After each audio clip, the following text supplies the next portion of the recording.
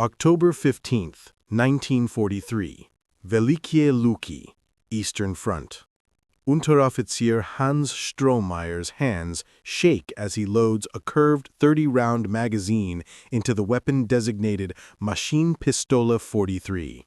Weight, 5.1 kilograms loaded. Barrel length, 419 millimeters. Rate of fire, 600 rounds per minute. Effective range, 400 meters. This isn't a submachine gun. This isn't a rifle. This is something new. Strohmeyer had carried a Karabiner 98K bolt-action rifle for 2 years on the Eastern Front. 5 rounds, manual bolt operation between shots. Effective to 800 meters theoretically, but combat rarely happened at 800 meters. Most firefights occurred within 300 meters, often within 100. At those ranges, the 98K's long-range accuracy meant nothing.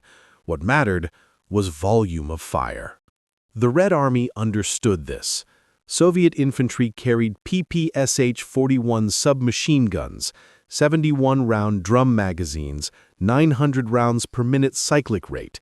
In close combat, a single Soviet soldier with a PPSH-41 could suppress an entire German squad armed with bolt-action rifles. But the MP-43 in Strohmeyer's hands changed everything.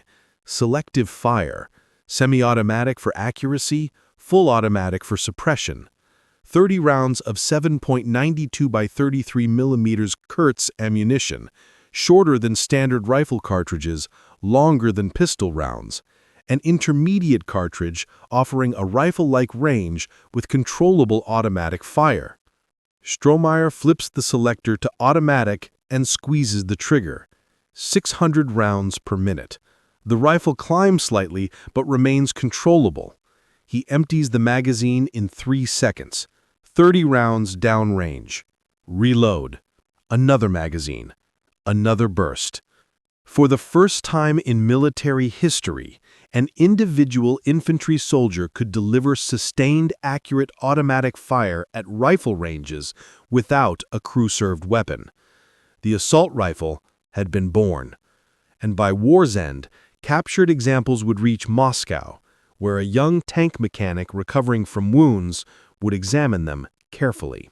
Very carefully indeed. World War I revealed an uncomfortable truth. Rifles were over-engineered for actual combat conditions.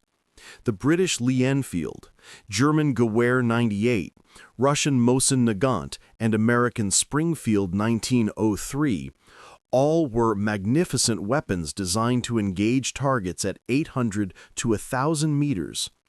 Professional soldiers could achieve that accuracy, in theory. In practice, infantry combat occurred mostly within 300 meters. Artillery accounted for 60 to 70% of casualties. Machine guns caused most of the rest. Individual rifle fire, relatively ineffective. British studies after World War I found that most infantry rifle shots were fired at ranges under 400 meters, and the majority of hits occurred under 300 meters. The solution seemed obvious. Reduce cartridge power to match actual combat ranges, allowing lighter rifles with more ammunition. But military establishments worldwide rejected this logic. Full-power rifle cartridges were tradition. Reducing power seemed like admitting weakness. Germany tried anyway. As early as 1918, the German army studied intermediate cartridges. The Versailles Treaty and limited defense budgets killed that research.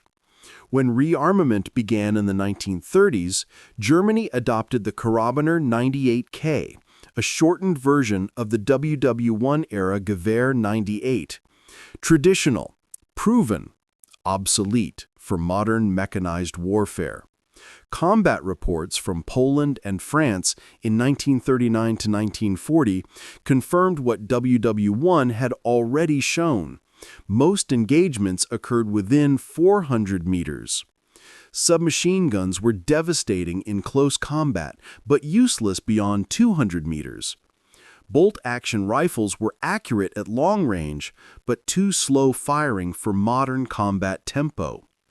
What the Wehrmacht needed was a weapon that combined the sustained fire of a submachine gun with the range and power of a rifle. In April 1938, the Heereswaffenamt, Army Weapons Office, commissioned development of such a weapon. The intermediate cartridge came first. Polta, Armaturen and Maschinenfabrik of Magdeburg developed the 7.92 by 33 mm Kurz round, essentially a shortened version of the standard 7.92 by 57 mm rifle cartridge. Reduced powder charge, lighter bullet, less recoil, but still effective to 400 meters. Then came the weapon. CG Hänel Waffen- und Fahrradfabrik received a contract to design a rifle for the new cartridge. The requirements were specific. Shorter and lighter than the K98K. Accurate to 400 meters. Select fire capability. Rate of fire under 450 rounds per minute. Rifle grenade compatible. Reliable and maintainable. Hugo Schmeisser led the Hänel development team. Schmeisser was already famous. His MP-18 submachine gun had revolutionized trench warfare in 1918. The first prototypes, designated Maschinenkarabiner 42, MKB-42, emerged from both Hänel and Walther in 1942. Hänel's MKB-42H used a conventional gas cylinder and piston below the barrel with a tilting bolt.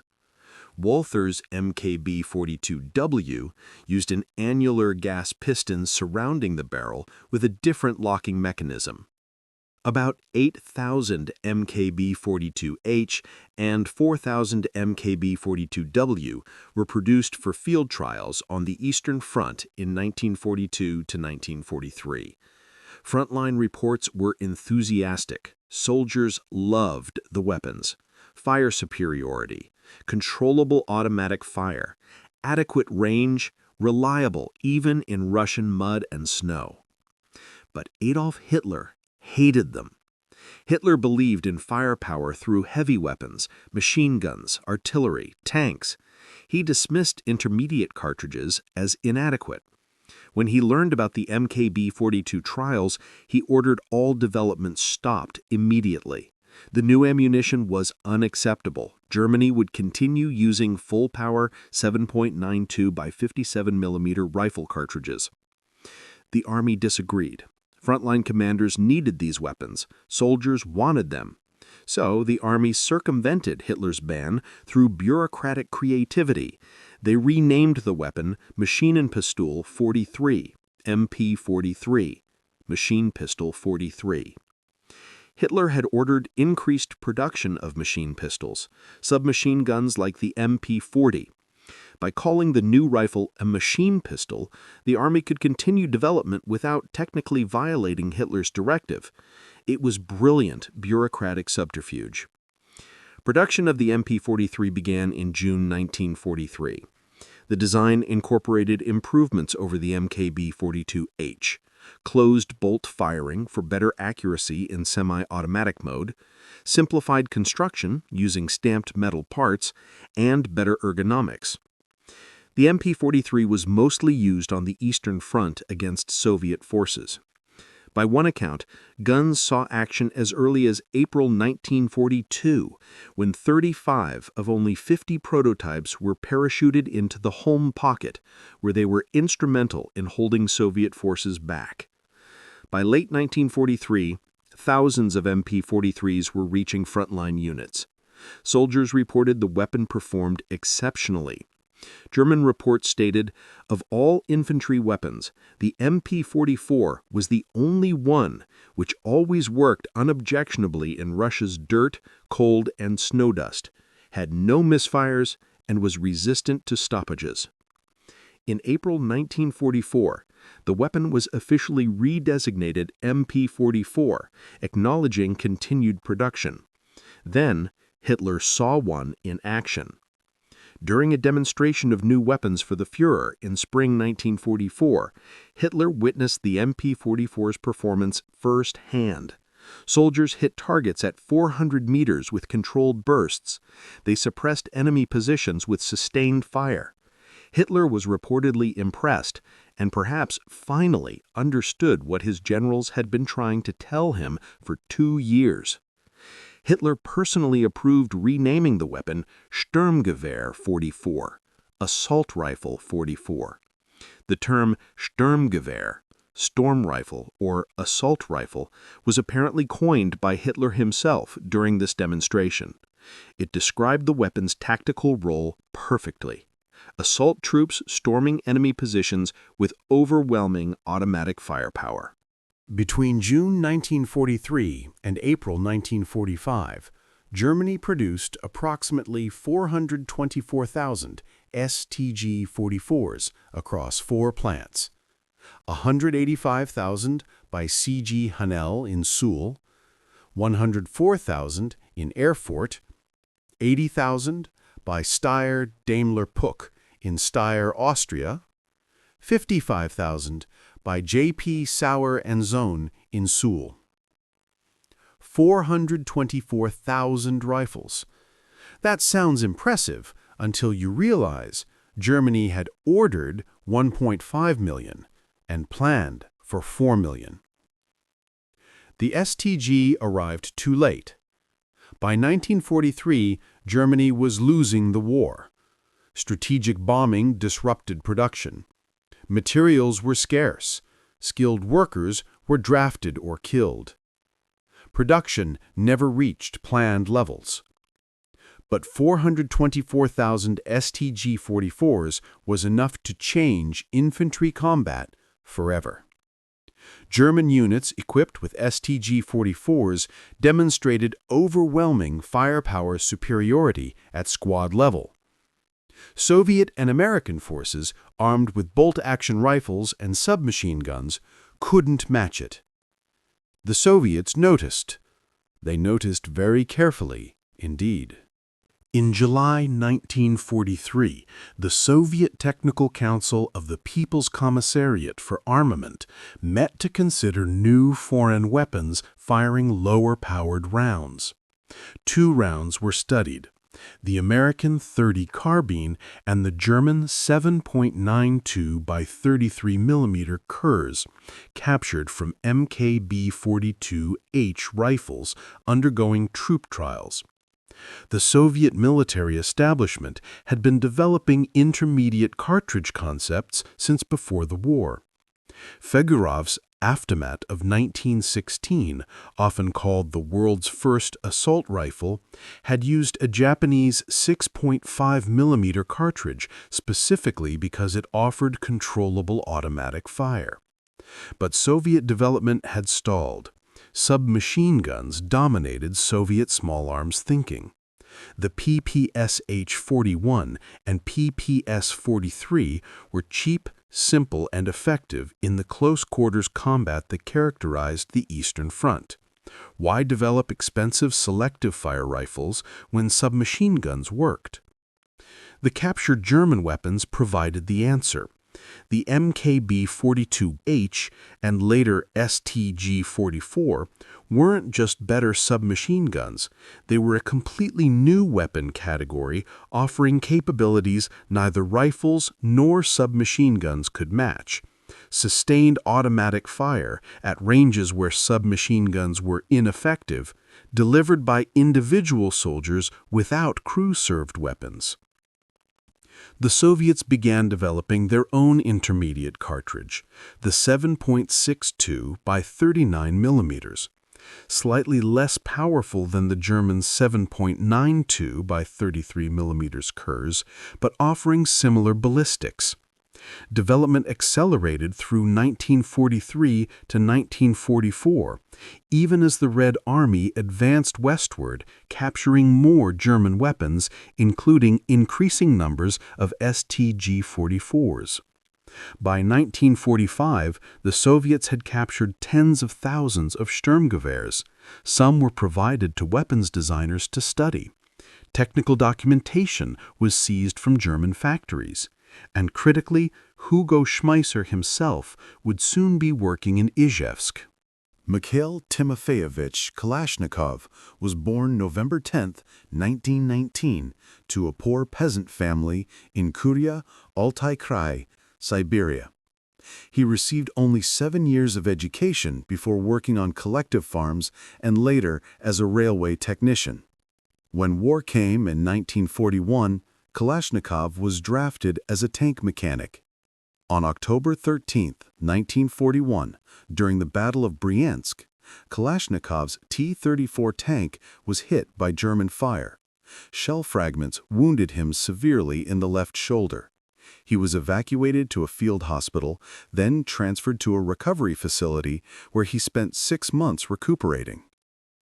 Kalashnikov himself stated, "I was in the hospital, and a soldier in the bed beside me asked, 'Why do our soldiers have only one rifle for 2 or 3 of our men when the Germans have automatics?' So I designed one." This is the official Soviet narrative. A wounded soldier, inspired by patriotic duty, designs a revolutionary weapon in a hospital bed. It's a great story. It's also incomplete. Kalashnikov had mechanical aptitude and tinkering skills developed during his railway work. He did sketch weapon concepts during his recovery, but he had no formal engineering training, no weapons design experience, and no access to manufacturing facilities. What he did have was timing. By 1945, as the war ended, the Soviet military was conducting trials for a new assault rifle chambered for the 7.62 by 39 mm cartridge. Kalashnikov submitted a design. It was crude. It didn't win, but it showed promise. Kalashnikov was transferred to Tula Arsenal, where professional engineers helped refine his concepts. In 1946, his improved design, designated AK-47, competed against other prototypes. This design had many similarities to the StG-44. Overall layout, curved magazine, wooden stock, and gas-operated action. But the AK-47 lost. The mechanism wasn't reliable enough. Alexander Zaitsev, one of Kalashnikov's assistants, suggested major redesigns. Kalashnikov resisted initially. Their rifle had performed better than many competitors. But Zaitsev persisted. In November 1947, the redesigned prototypes were completed. The designation, AK-47.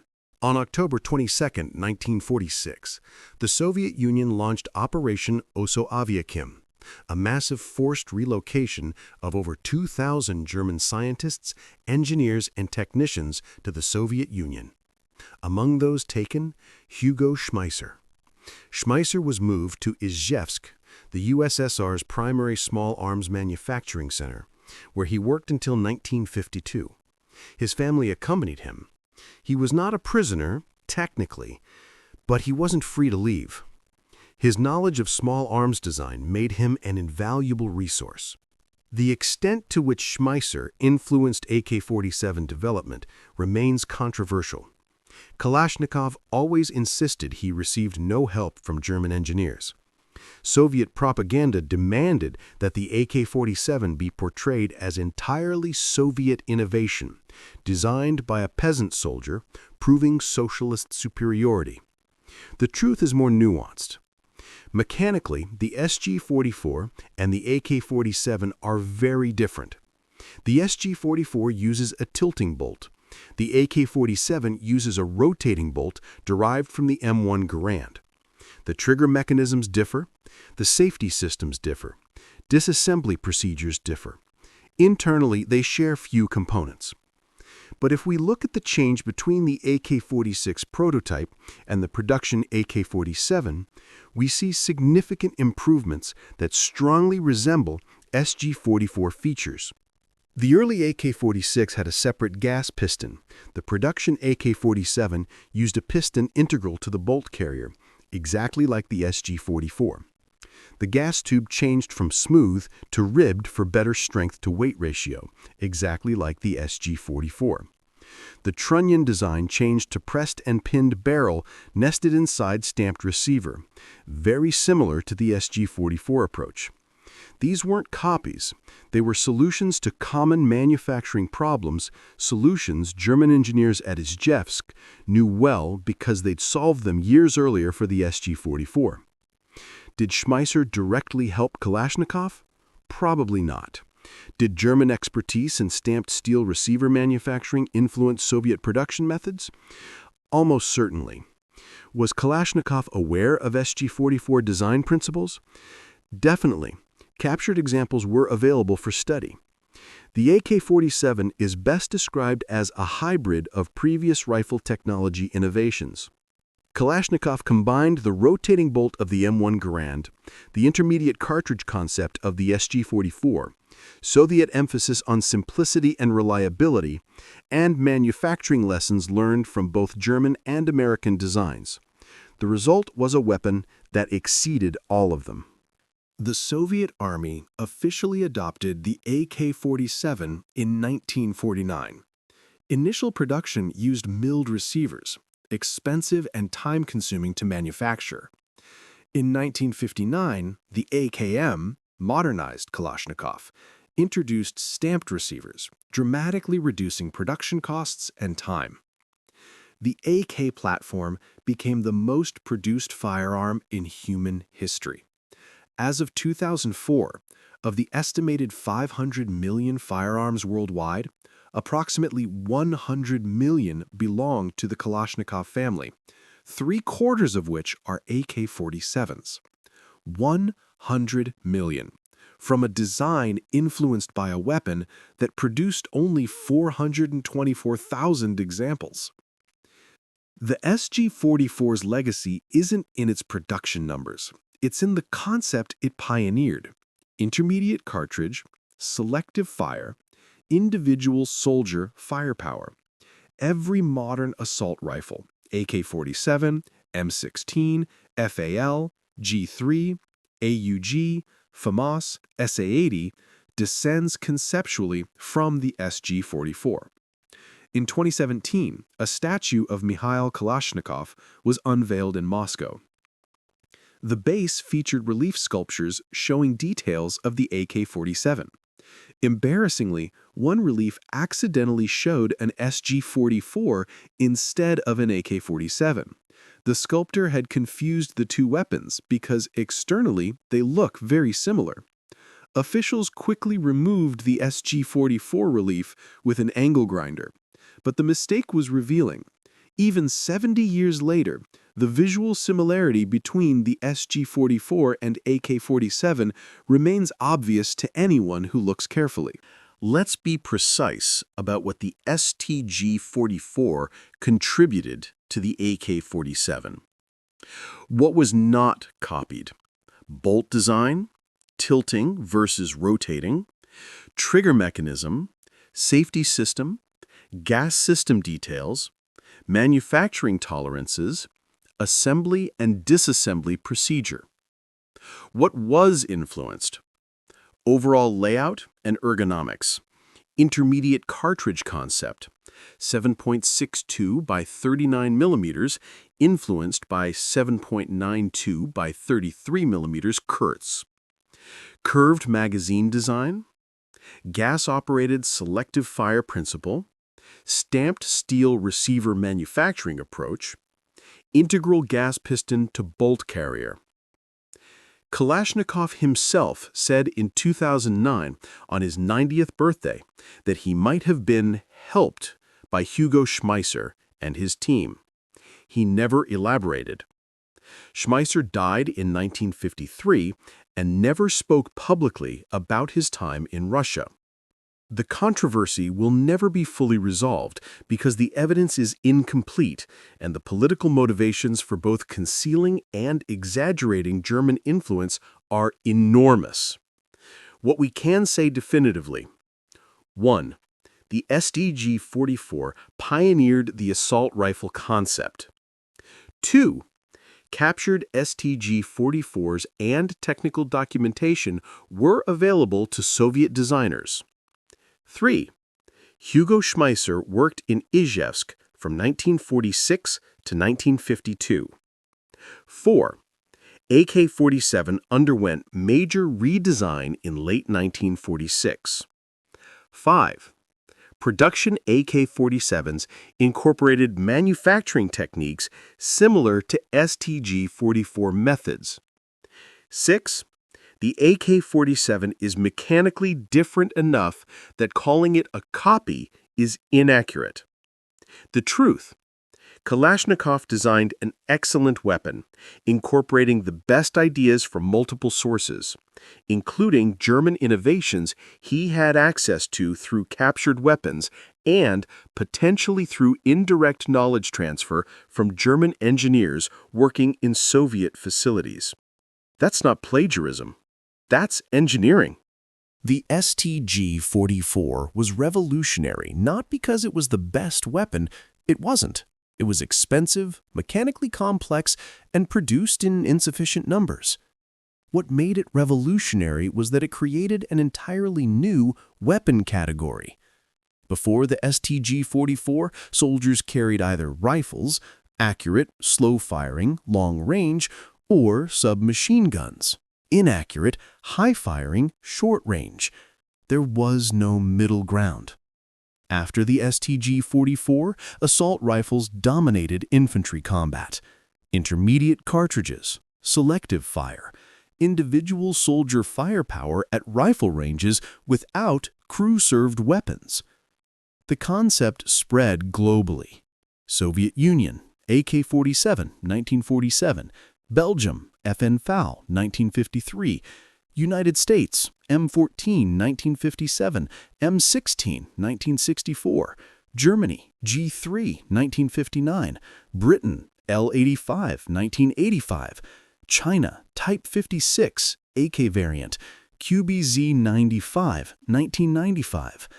Every modern assault rifle, regardless of mechanism, manufacturer, or nation, descends conceptually from the StG-44.